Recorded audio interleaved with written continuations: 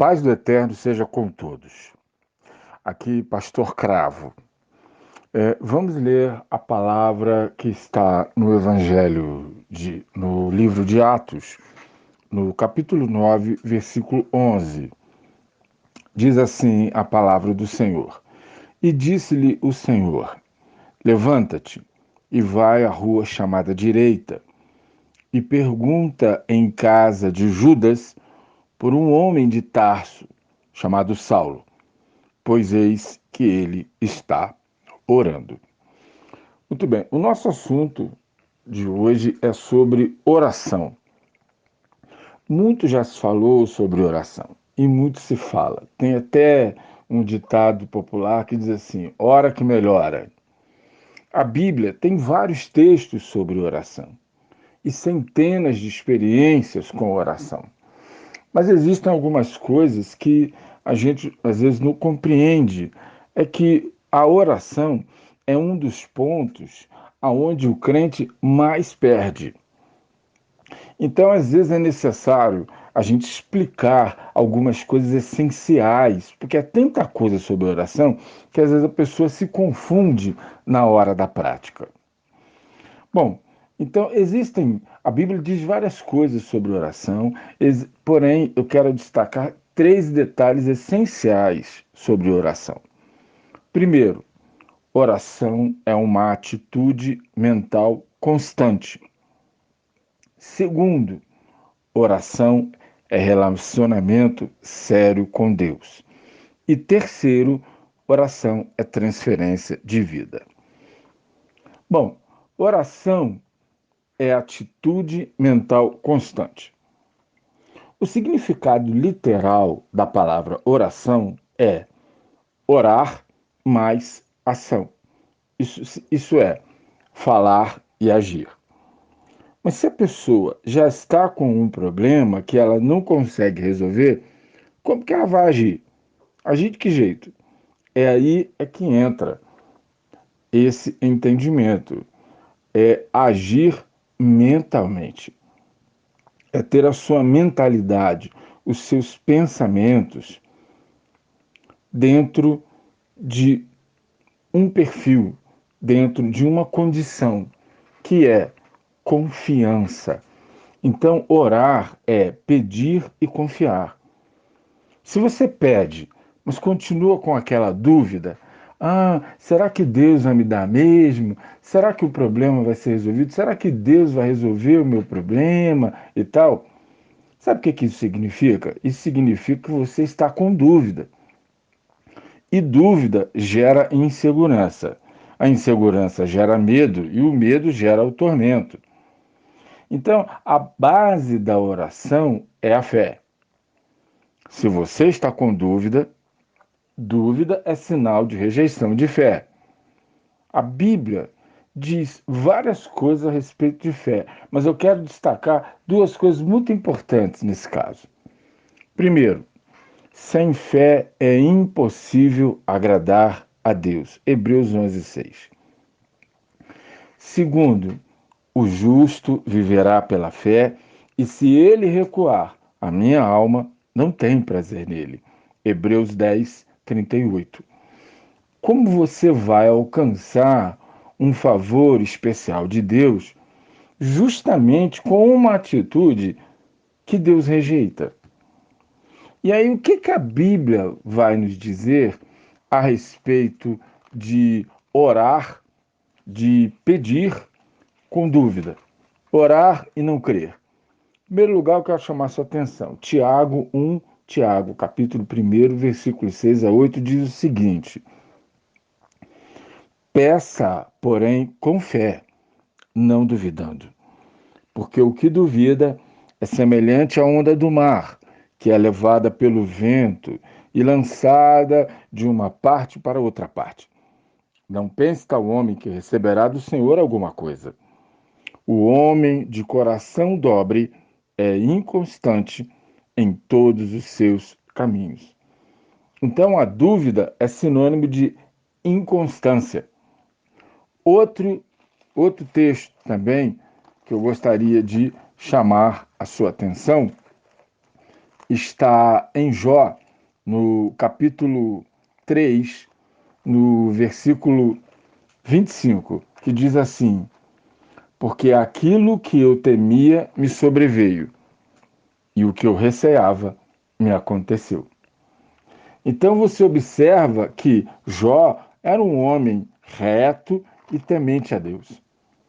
Porém, a dúvida gerou a brecha para que o inimigo tivesse legalidade para entrar na vida de Jó e fazer tudo aquilo que a gente já sabe que aconteceu. Ou seja, o medo gera o pânico, dúvida gera inconstância, insegurança gera medo. E o que a palavra diz a esse respeito? A palavra diz o seguinte, primeira carta de João, capítulo 4, versículo 18. No amor não há medo. Antes, o perfeito amor lança fora o medo, porque o medo produz tormento. Então, observa bem, o medo produz tormento. Então, a gente não pode ter esse tipo de situação na nossa vida.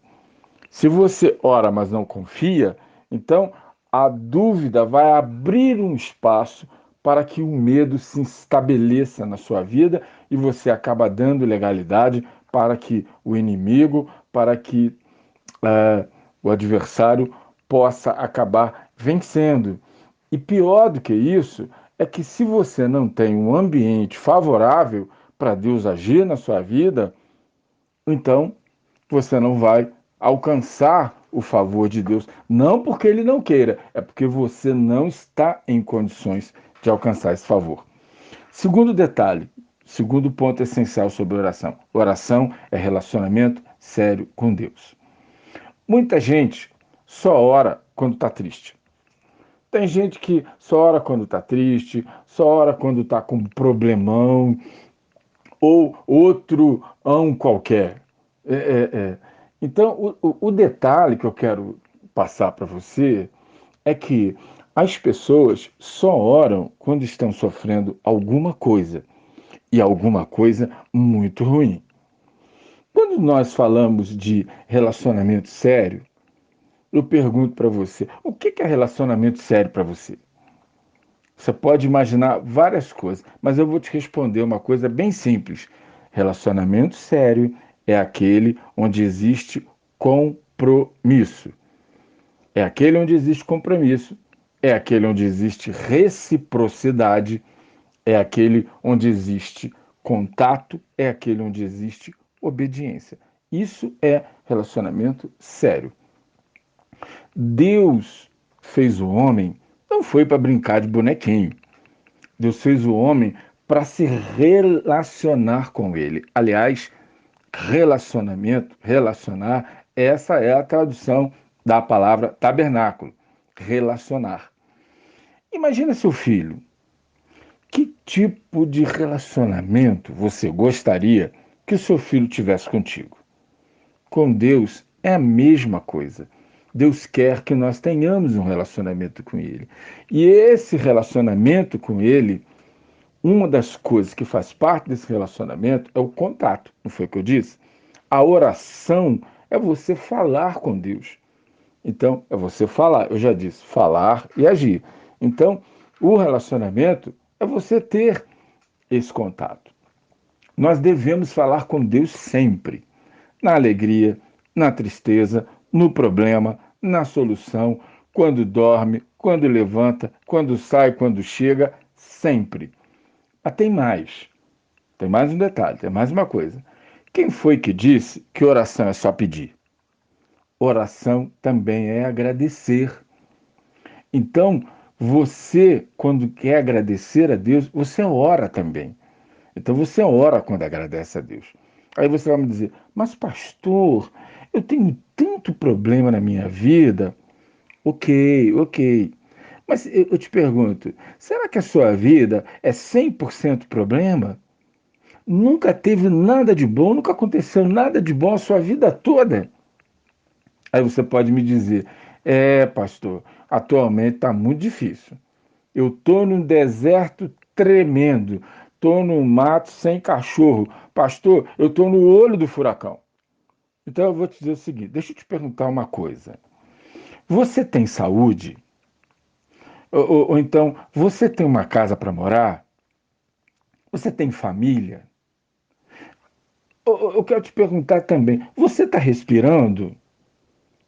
Então, veja, todas essas respostas, todas essas coisas, tudo isso são uma amostra pequenininha de inúmeros motivos que nós temos para a nossa oração de gratidão a Deus. Você tem comida na sua casa, você tem liberdade para ir e vir, tudo isso é motivo de gratidão a Deus. Então, oração é relacionamento amplo com Deus. Tem gente que acha que é só pedir, pede, pede, pede, pede, pede. Mas você nunca lembra de agradecer. Você não lembra de pedir um conselho. Você não lembra de procurar saber se aquilo que você está pensando fazer está certo, está errado, se agrada ao papai, se não agrada. Você vai fazer isso através da oração, através da leitura da palavra. E o terceiro e último detalhe essencial, conforme nós falamos, é que oração é transferência de vida. Bom, agora nós voltamos para o texto. Ou seja, no texto tem algumas coisas muito importantes nesse texto. Aliás, eu recomendo que você leia o capítulo todo. Mas o que eu quero destacar aqui é o seguinte: Saulo, que é o Paulo, depois, mas Saulo, ele teve um encontro com Jesus, mas acabou doente, ou seja, ele ficou sem comer, sem beber e sem enxergar. E isso já estava durando 3 dias. Saulo precisava de uma providência do Senhor, mas ele não merecia nada do Senhor porque ele perseguia o povo de Deus. Ele já tinha causado muitos prejuízos aos seguidores do Senhor Jesus. Ou seja, Saulo precisava de um favor imerecido. Qual é o nome que se dá a um favor imerecido? Graça. Saulo precisava alcançar uma graça da parte do Senhor Jesus. E aí uma coisa acabou acontecendo, ou seja, Saulo começa a orar. Ele começou a orar, a orar, a orar. A Bíblia não diz o tipo de oração que ele faz, mas com certeza Saulo, primeiramente, ele deve ter se acertado com Jesus. Com certeza, porque a dívida dele estava muito alta. E nós sempre temos alguma coisa para nos acertar com Deus. Tem gente que acha que não tem, mas na verdade, mesmo quando a gente imagina que não tem, é quando nós mais temos. Então, a questão básica é: Jesus aparece para Ananias e manda que Ananias vá até Paulo, vá até Saulo, e impõe as mãos sobre ele. Por quê? Porque Jesus queria curar Saulo e queria revelar para Saulo os planos que Jesus tinha para a vida dele. Ele seria uma figura muito importante na história da igreja e do cristianismo. Aí Ananias, ele recebe aquilo ali em visão, tenta se justificar, dizendo que, Senhor, Saulo é um sujeito perigoso, é um sujeito que perseguiu o povo, etc, etc e tal. Jesus nem precisava falar nada, bastaria a ordem. Ananias, faz o que eu estou te mandando. Mas não, para o nosso aprendizado, Jesus, ele justificou o motivo pelo qual ele, Jesus, estava entrando com aquela providência em favor de Saulo. Jesus disse: porque ele está orando. Por quê? Porque a oração é transferência de vida. Através da oração, você transfere para Deus tudo aquilo que está na sua vida. Gratidão, os seus pedidos, as suas alegrias, as suas tristezas, as suas dúvidas, as suas orientações, tudo, tudo, tudo. Agora, eu vou dar um exemplo para você entender. Imagina que você está com um problema, você precisa de um advogado, aí você vai ao advogado, conversa com o advogado, ouve as explicações do advogado, E o advogado te responde o seguinte: o problema vai ser resolvido. Você assina a procuração para o advogado, sai do escritório feliz da vida. É como se um peso saísse das suas costas. Por quê? Porque a partir daquele instante, porque a partir daquele momento, o problema já não estava mais nas suas mãos, mas você havia entregue todo o seu problema para o advogado. O advogado disse que iria resolver. Tudo isso, essa sensação, essa confiança, tudo porque o advogado te falou que o problema seria resolvido e você entregou para ele a sua autorização para que ele resolva o problema do seu nome, para que ele resolva o seu problema. Na oração é a mesma coisa. Quando você ora, você entrega o seu tudo para Deus, tudo. Você passa uma procuração para Deus. Olha, Deus, eu não tenho condições, não tenho, de resolver isso aqui. Eu estou precisando disso aqui. Ou então, eu agradeço ao Senhor por isso aqui, mas vamos colocar dessa maneira, eu estou precisando disso que está aqui. E aí você transfere para Deus. E a partir daquele instante, não é você que vai agir, mas é Deus quem vai agir. É como se você assinasse uma procuração para Deus. Então, nós podemos ver, inclusive, que tem um texto em 1 João, capítulo 2, que vai dizer o seguinte para a gente. Diz assim o texto. 1 João, primeira carta de João, capítulo 2, diz assim: Meus filhinhos, essas coisas vos escrevo para que não pequeis. E se alguém pecar, temos um advogado para com o Pai, Jesus Cristo, o justo. Então, veja bem, isso é o caso de pecado. Agora, imagine em caso de outras necessidades. Então, eu quero dizer para você que tudo aquilo que você precisa da providência de Deus, do nosso Pai, do eterno nosso Pai Celestial, você precisa entender primeiro o valor, a importância da oração. Oração, oração é relacionamento sério com Deus.